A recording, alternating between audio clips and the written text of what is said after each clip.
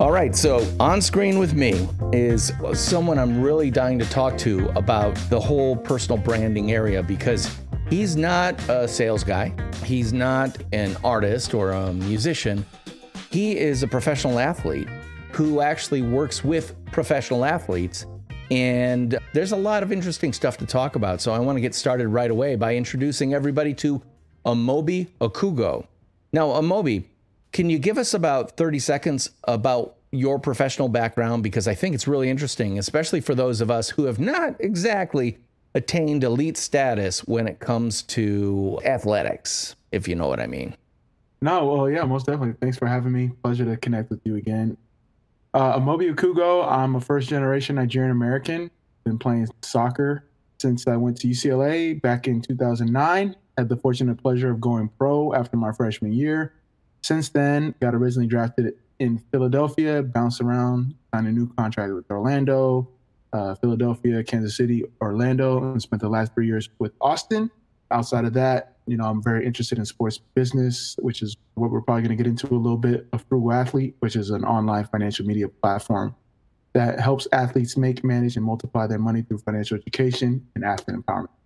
That's a very concise 30 seconds on that, but there's a lot behind it. And I've had the pleasure of being on your podcast, and I remember talking to you about how you got really turned on to the fact that athletes, especially pro athletes, were facing real problems post-athletic career. Can you talk about that a little bit? And as I recall, there was kind of a single thing that you saw on ESPN that got your attention and really drove home the need for professional athletes to start thinking a little bit more frugally, if you will. So sports are the only thing guaranteed to end in divorce. So for athletes, how do you prepare while you have the most leverage from a capital perspective, from a career perspective, from a network perspective, from a brand perspective, to make sure that you can, in my philosophy, live like a prince forever rather than a king for a short period of time? And that philosophy has kind of helped spark me for some of the things that I've done, knowing sports isn't going to last forever. And instead of allowing sports to use you, use sports as a vehicle for the other passions that you have in life for you to figure out your next game. My dad told me when I was a rookie, like immediately after I got drafted, he said, "You're closer to the end of your career than the start of it." And I was looking at him like, I literally just got drafted. What are you talking about? And that's the mindset you kind of have to have as an athlete.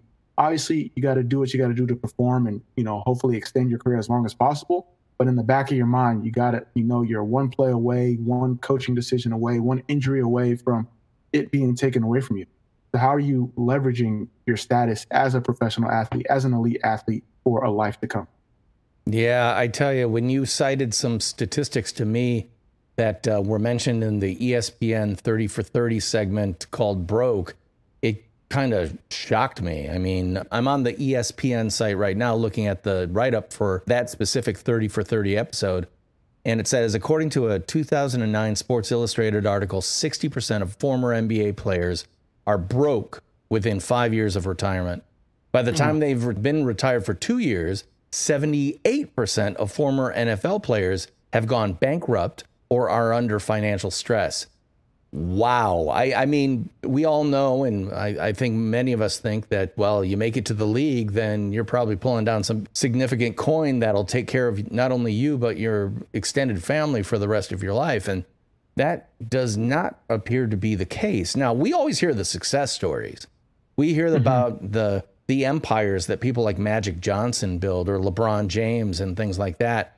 But what we don't hear are the stories about, let's call them the journeyman or just regular mid-level players that can have a successful career, can make significant dollars, but they don't really reach that elite superstar status. And they've worked to get to that status. They've worked their entire lives to get there. Many of them foregoing things like a university degree or, advanced certifications in everything from accounting to finance or anything else like that. So all of a sudden they're left out there in the open, literally to fend for themselves, because I don't think the leagues do a very good job with aftercare when it comes to athletes. So if I'm understanding what you offer, you are that aftercare, or at least a consultant that, one, understands what the athlete is all about in terms of mentality, in terms of their sunk costs, in terms of their career and everything else. But you've also started to create products and services to help them out so that post-career, they can have a successful life that is actually leveraging the brand that they started to create while they were athletes. Oh, yes, sir. So that's exactly what we do with the Frugal Athlete. Obviously, we have a media component where we highlight athletes and key stakeholders that help athletes manage their money in a prudent financially way and highlight those stories because, like you said, not every athlete is going to be at that elite level, like a Magic Johnson, a LeBron James, a Serena Williams, but athletes of that middle class caliber can leverage for a life well spent. So we try to highlight those stories from the media aspect. Then on the consulting side, we want to show roadmaps and provide products and services that include courses, curriculums, templates that we provide, some financial coaching. We're not financial advisors, but we can coach and help the behavior around their finances and help them learn more about, financial literacy so they can ask better questions, so they can stay naturally curious, so they can, get expert help in the areas that they may want to pursue after they're done playing or even while they're currently playing, just to help, avoid those statistics as you mentioned earlier. 60% of NBA athletes, 78% of NFL athletes. The list goes on and on across the sports, whether you're niche, whether you're, in a major sport, it's tough because you're making a money and you have the upkeep of what you're spending at that moment. But you don't know that you got to keep that all throughout once you're done playing. And there's a number of other different factors that are involved, bad financial decisions, spending, upkeep, bad financial advisors, bad investments, emotional blackmail, all these different things that go under the rug that, a lot of people don't see on the outside. Yeah, I'm really fascinated by all of this because the whole idea of frugality, well, number one, frugal is a word that I don't think a lot of people really understand because it's not about being cheap. It's about being responsible. It's not about being parsimonious or, just hoarding. It's about making the most of what you have and also living well within your means. Is that the definition that you kind of use when you use the word frugal in your A Frugal Athlete platform concept? Yes, and like you hit the nail on the head. You should definitely we got to make you a brand ambassador. Yeah, well, there you go. Well, I'm certainly not going to be a pro athlete. I will tell you that.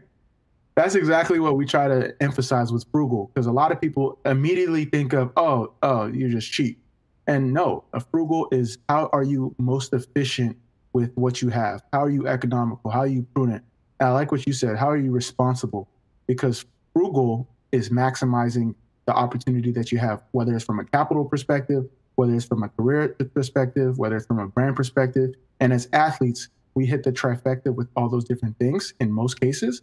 And sometimes we're cheap, but we need to change the mindset and be frugal with that. And that's what we try to promote. That's what we try to emphasize. And that's our mission. So that ESPN 30 for 30 episode, that was the kind of aha light bulb goes off in your head. Walk me through the process from that point where you said, wow, this is a big opportunity. It's a big challenge, but on the opposite side of that challenge coin is opportunity for you specifically. And, we've all heard about there's riches in the niches, Pat Flynn's favorite thing to say. And so you've niched down significantly. Do you deal with like college sports, or is it only pro level, elite level sports that you're most interested in for your business and your activity? So yeah, if we were to do like a business analysis or a SWOT analysis, our target demographic would be high school, college, and middle-class athletes. So middle-class athletes are athletes in the niche sports that aren't in the top leagues, or athletes that are making a certain criteria or certain compensation. Obviously, when it comes to the bigger athletes, we hopefully are trying to get them at the younger level, like before they hit their second contract. Because once they hit their second contract, there's levels to it. They're going to have to deal with, financial advisors, wealth managers, tax attorneys. Not to say that all these other athletes don't need those, but it's just a different pay scale, a different level. And what we are preaching, it might be a waste of their time. So our target demographic is high school, college, young professional athletes, middle-class professional athletes. How are they able to maximize the capital that they're making, leverage the network that they have, and make proper career decisions that can help leverage their careers long after they're done playing? That's interesting because people might think initially that that's a pretty tight niche or niche. But in the reality, the more I think about it, I'm going, oh, wow. You could have programs that are geared towards highly performing high school aged athletes to prepare them before the money starts coming in, to at least create the mindset. And again, it might be a program that colleges could actually support for their incoming athletes to give them a certain foundation of financial literacy to prepare them for what could come after. Because one of the things American education is terrible about is educating kids of any age, of any interest, on how to take care of themselves financially. So even though you're focusing specifically on athletes, you've got that high school level, then you've got the college verging on elite level, which again, they need to do things like, how can you assess the value of the scholarships you might be offered? How do you you might go to the prettiest campus and go, oh, that's where I want to go, when that may not be in your best interest financially, depending on things. So there could be some consulting there. And then you've got the pro level too. So all of a sudden right there, I'm going, wow, your business model could have 3 distinct tiers with programs that are absolutely laser focused for each. That now gives you not this narrow niche, but this deep vertical sector that you can mine for your business and your personal brand. Because again, here on the Nonfiction Brand podcast, we like to talk about things from the small business and personal brand perspective. And my perspective is they're the same damn thing. Because let's face it, Amobi, until you have 50 to 500 employees, your business, its brand is you. And That's consequently, your DNA is going to infect every aspect of your business. So I find it really, really interesting that you're kind of taking your personal experience and leveraging it into something that can be absolutely sustainable, scalable, and open-ended for you in terms of your business. Do you see any kind of obstacles for the growth and expansion of your business? Just bandwidth. You hit the nail on the head. If you're not a big company with 50 to 500 employees, your personal brand has to be attached to it. Early on, I was trying to keep it separate. I didn't want to get convoluted and everything like that. But then I realized that if I'm behind it, I got to put my face behind it. I got to put my name behind it. And I got to share my personal stories to help amplify it. So I'm all in on being synonymous with a frugal athlete. So when you're thinking of a frugal athlete, especially in the personal financial influencer type of space, like the Points Guy or Penny Hoarder or, all these other Dow Jones, they put their name behind it first, and then now they've built it out where it's now full-on media companies or consulting companies or, financial platform. And early on, I struggled with that, but now I'm all in on it. And then my biggest trouble right now is just, bandwidth. You got to make the podcast, you got to make the content, you got to consult, you got to do all these different things. So if I don't have my systems and processes in order, I could get overwhelmed. But luckily, we do have a small team, and made a big emphasis of making sure the foundation is solid so that when we do grow, we're able to handle the work that comes with that. Yeah, you're facing a challenge that a lot of people face when they're thinking about building a brand, whether it's in their mind strictly a personal brand or a small business brand, because it's really important to be honest with yourself. Is this something I want to keep and eventually pass on to someone in my family, perhaps? Or is this something that I'd like to have an earlier exit involved with it? Like if you built a successful company in 10 years and someone came along and said, hey, we want to buy you out, would you be happy for them to walk away with whatever you've created? A lot of people, the answer to that question is yes, absolutely. But others are like, no, when I'm done, I'm going to turn that open sign around and say we're closed, and it's done. And they're very honest with themselves because they know exactly who they are. Have you done that kind of mental exercise yourself where you've said, My ultimate end goal is to A, one thing, B, another thing.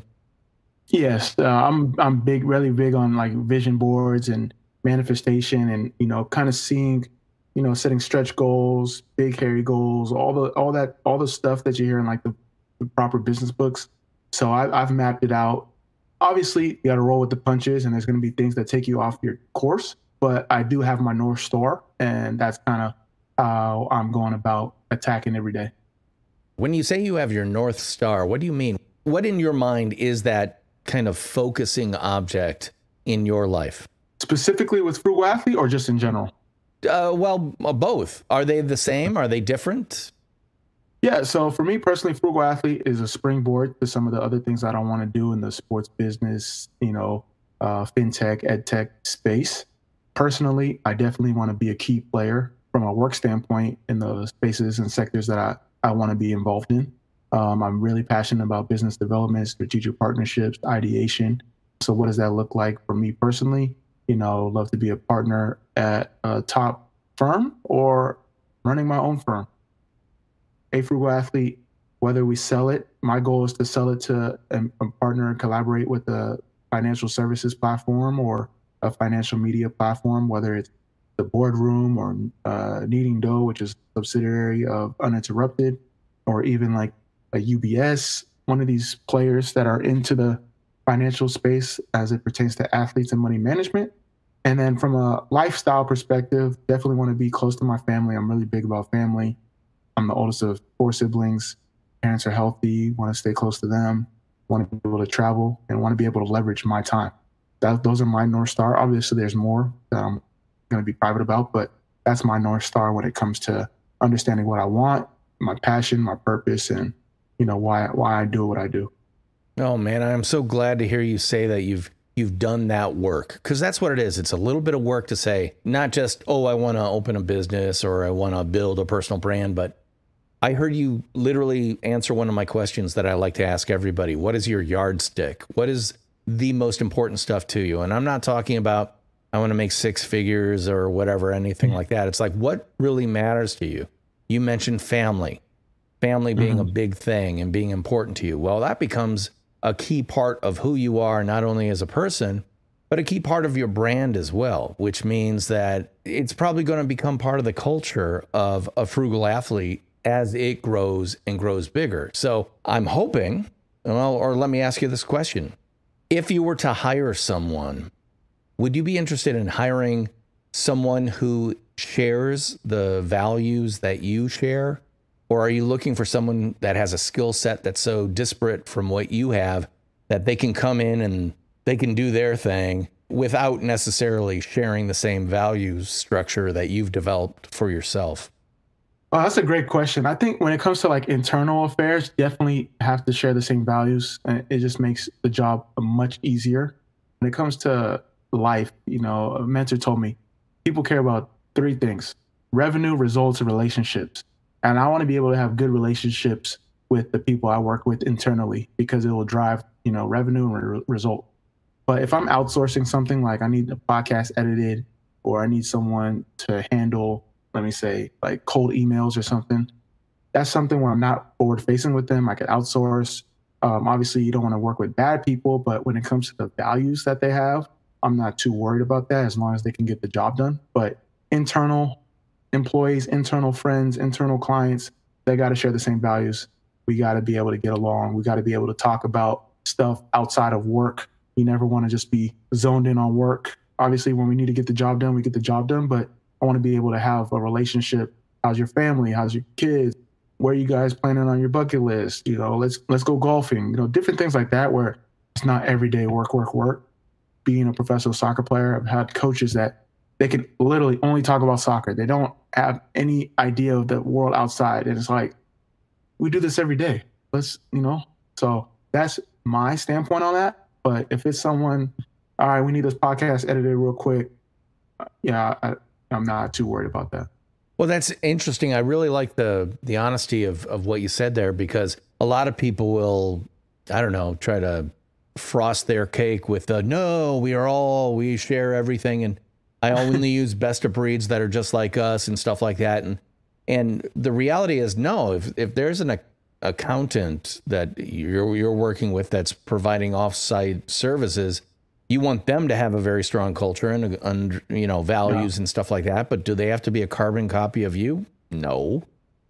But it's nice that you have very clearly created lines or sections where it's like, it doesn't matter there, but it does matter here. Because if you're going to be part of the Frugal Athlete family, you better value the same things we value. And that's really, really important. And then all of a sudden, that becomes kind of the stuff that you ask questions about if you are interviewing people to perchance become part of your team. All of a sudden, those questions are the ones you ask, not the standard HR questions that, frankly, don't reveal much of anything. No, you're exactly right. I found like those questions, you're actually able to get more of an answer around whether they can do the work or not, rather than, okay, are you proficient in Excel? Are you doing like, no, how do you spend your free time? Like, what's your value on family? You know, why do you even want a job from this standpoint of compensation? Is it because you want to be able to party and do the stuff, or, you know, you want to be able to send your kids to the best school? Like, the way you answer those questions are the way I'm able to make a decision, or other people, for example. And then, like you said, you know, when it comes to how you associate yourself, this is obviously, you're an expert in branding, you know, that can affect your brand. And I don't want to be like, how can I say it, unsympathetic, but you are who you hang around. And if you're hanging around not so good people, you might not have a good brand. Amen to that. And we could talk about that a long time. We're coming to the end of this first week's episode, but don't worry, Amobi's going to be back with me next week to dive into more things, including his OK You Go foundation, which I want to talk about, which is very, very interesting, especially from my perspective as someone who wants to ask questions about the personal brand ideas and foundation behind it. But we'll be talking about that again next week. However, I would love for listeners to have a chance to know where they could get in touch with you or find out more about what you're doing with A Frugal Athlete. Where can they engage with you on social media? No, thank you so much for having me. I can't wait to talk to you next week. For me, Amobi Okugo, at Amobi Says on all social channels, at www.afrugalathlete.com. If you want to check out our website, we do have a free stock investing course, as you can see, at frugalathlete.marbleteams.com/path-1. We're all about helping people, and I'm always willing to connect, collaborate, so please reach out. Well, there you go. Again, it's really interesting for someone like me to have a professional athlete on the Nonfiction Brand podcast, because I'll be honest with you, I'm not heavily into pro sports, but I am into smart athletes. And Amobi certainly is that. So we're going to be talking more next week. The other thing I'd love for you to do, could you subscribe to this podcast? Can you like it, subscribe, refer it to others, and most of all, review it wherever you get this fine podcast for free? Because that really does help other people find it. And I will be forever grateful to you for that. Well, that's about it for this week on the Nonfiction Brand podcast. Once again, I am your host, DP Knudten, and he is Amobi Okugo, aka A Frugal Athlete. And we'll be talking at you again next week. Bye-bye.